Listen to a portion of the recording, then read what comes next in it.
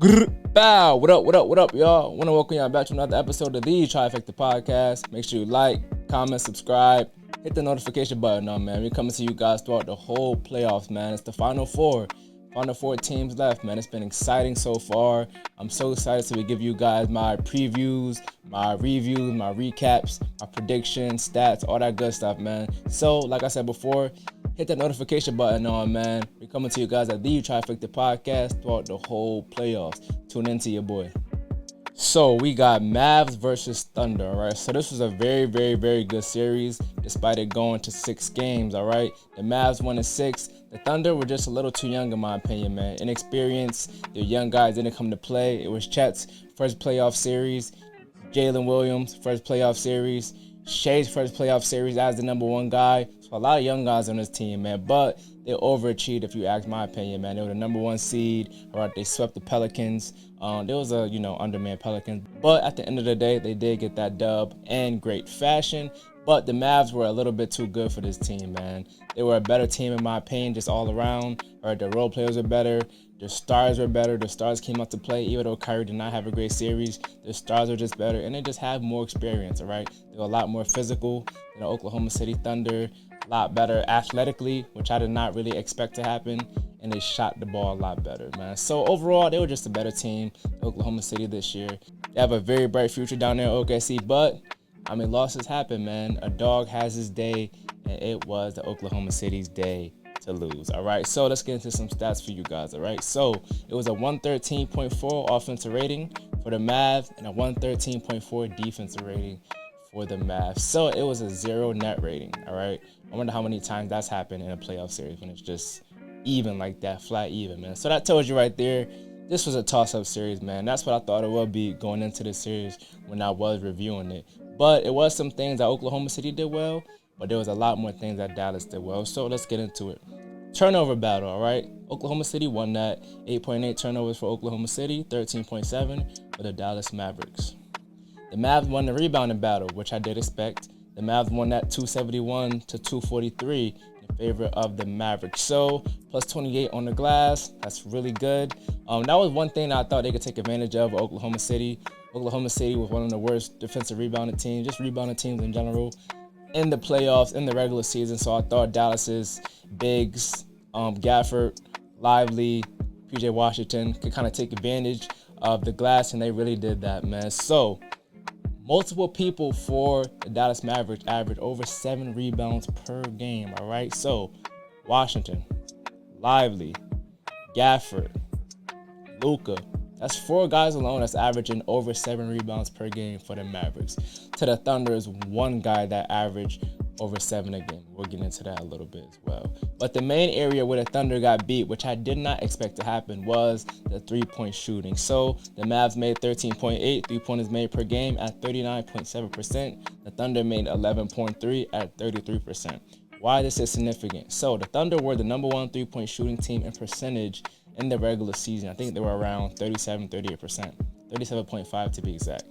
But, man, the Dallas Mavericks did a really good job of making these guys uncomfortable. So I think some of that was Dallas's physicality and them just being really physical with the guards, Shai Gilgeous-Alexander, Jalen Williams, and them leaving the right guys open, leaving Josh Giddey open, making Lou Dort average like 7-8 threes per game. That's not his game. He's an improved 3-point shooter, but if I'm Dallas, we can live with Lou Dort taking 7-8 threes per game, all right? Jalen Williams did not have a great series as well. He did not shoot the ball very well.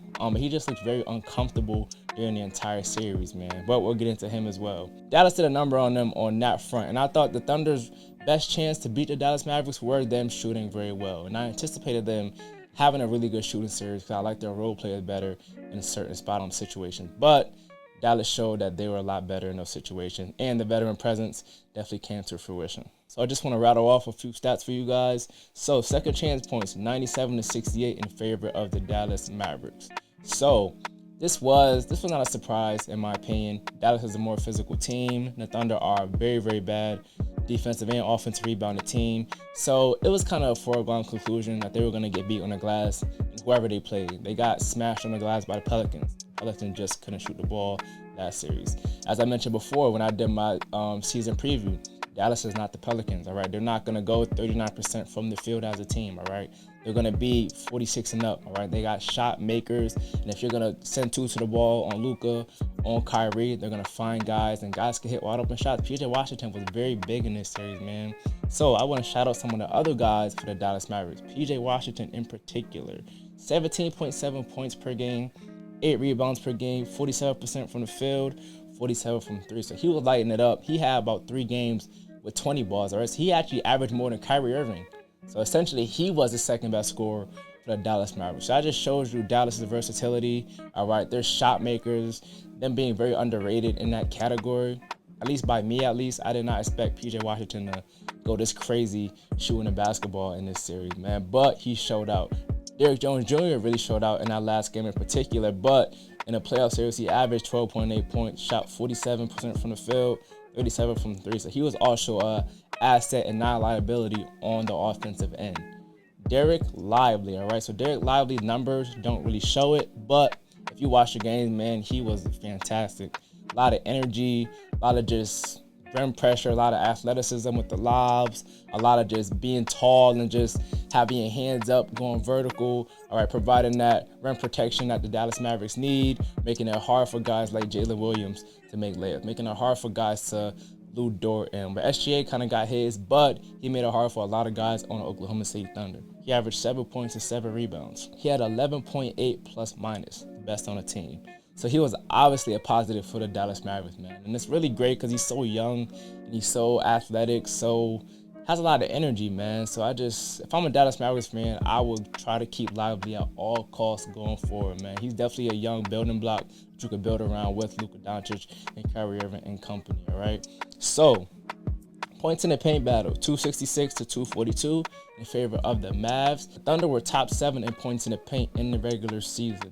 Dallas were bottom 6 in the regular season in points in the paint. Like I said, they're very, very light. So when they attacked the basket, they were either getting layups or a lot of lobs. So Kyrie was throwing a lot of lobs to Derek Lively, Daniel Gafford, same for Luka Doncic. So we mentioned the Dallas Mavericks role players. Now I want to go to the Oklahoma City's 3 main role players. So J-Dub, 17 points per game, 6 rebounds, 6 assists, 42% shooting from the field, 38 from 3. So not god-awful numbers, but if you watch the games, you will know he did not play very well, man. If anything, he let Shea down as a second option. I said Jalen Williams at the beginning of the series. I said J-Dub must average anywhere from 22 to 25 a game in order to take this series from the Dallas Mavericks, man. And I anticipated that. This is the reason why I picked OKC in 7. I thought the role players were a little better than Dallas Mavericks role players. But obviously that was not the case. Inexperience and youth definitely played a factor in this loss, man, because Shea did his thing, but the role players didn't. So it was mainly his bread and butter, so his short shots and his mid-range shots.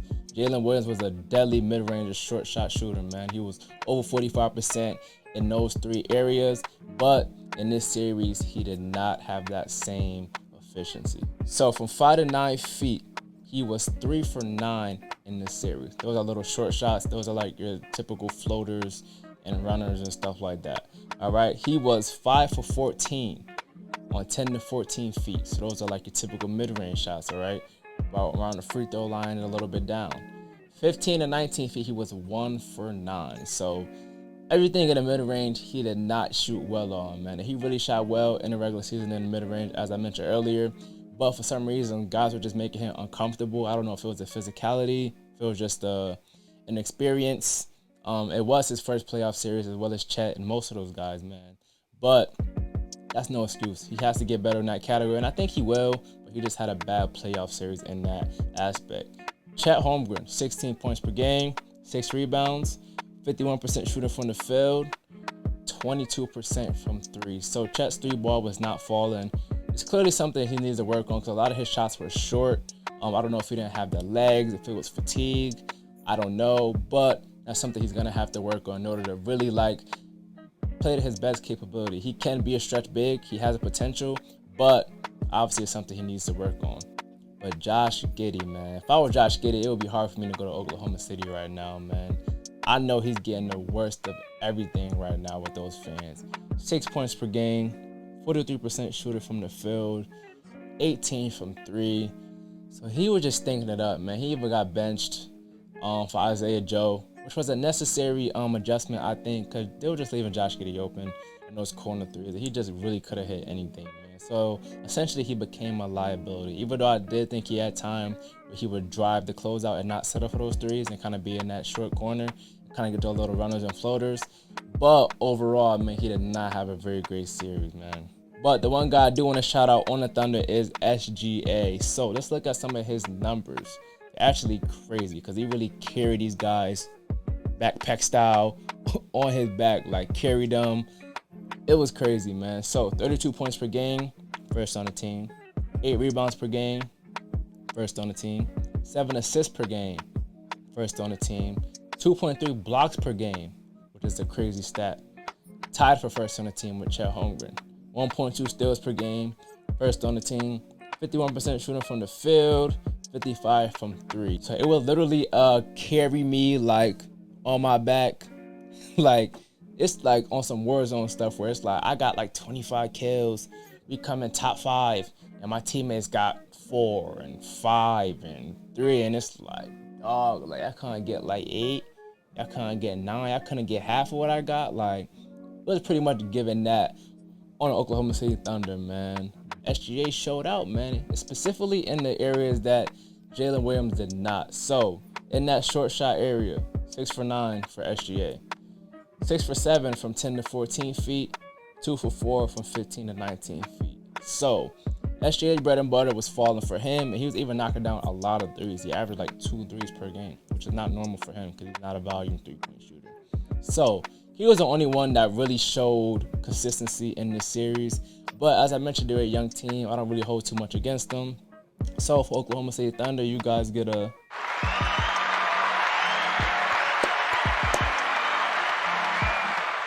Hey, man, it's all about strides. And you guys are making a lot of strides very quickly.